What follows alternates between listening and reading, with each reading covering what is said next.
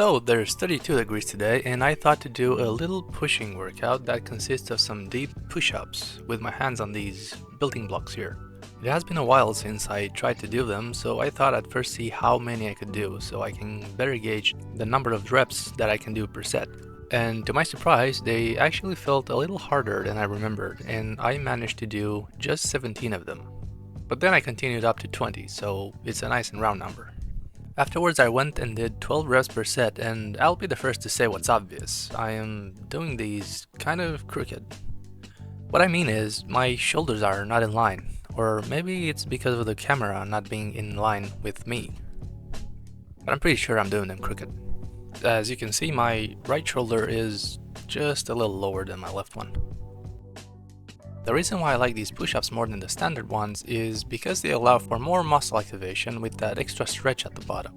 Although I can't go as deep as the blocks would allow me, because I noticed there's a slight shoulder pain below a certain level, so I had to keep it above that pain level at least until my shoulders get used to this movement.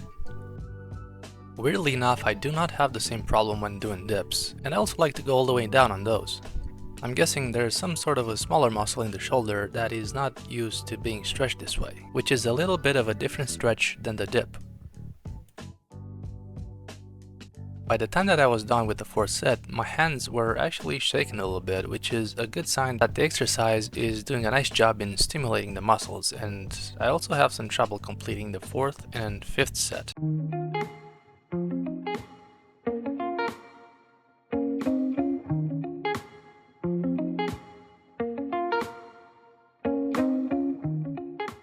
I left the last set uncut, but I sped it up a bit. And you can see here I'm trying to go all the way down under the pain threshold, and also I was a bit too tired to push up without a little cheating.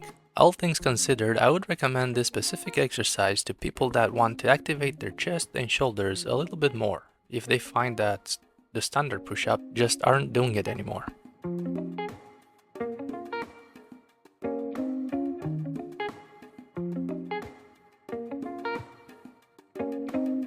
Afterwards, I tried to do some pike push-ups on the same building blocks, but I immediately realized that they were a little bit too much for me at this point.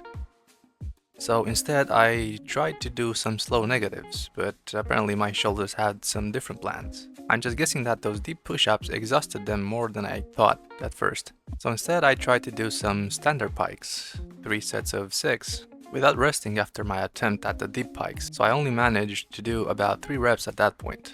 But it was still a total of 6, so I'm fine with that. I would have liked to be able to do those deep pike push-ups, because the standard one kind of robs you of that extra range, so your range is effectively half of what it should be. But if you do want to do pike push-ups, I'd say you should at least try them. They may feel awkward at first, but they're a great exercise to build up your strength to do handstand push-ups or wall handstand push-ups, which I am also pretty sure that I can't do anymore, so I may actually try them again in the close future, as soon as I have a good enough place to do those.